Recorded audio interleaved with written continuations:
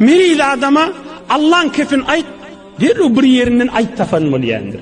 Peygamberin kefin ayt tafan molyandır. Her jere kep ayt, ol ayt tafan molyada. Meril da. Her yerden bar sen ayt tapyada. Bir kep az, iki kep kan, bir kep yarımda yok da. Ha merilmiştik deyip, bulardan obu deyip savulşam Allah. Yüreğini ağırtıp vermeli Allah. Günün mühimmet vermeli Allah. Hiç peydasız da.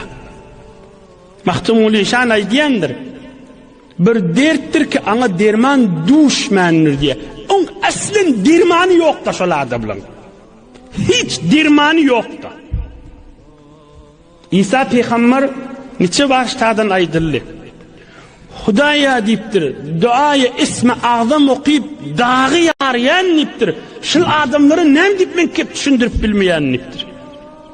Allah Azze ve Celal aydıptır. Son onun içinde bir mellik var deyiptir. Nur rahmet girmeye cay yok işlerine. Men bilyen deyip kep biliyada.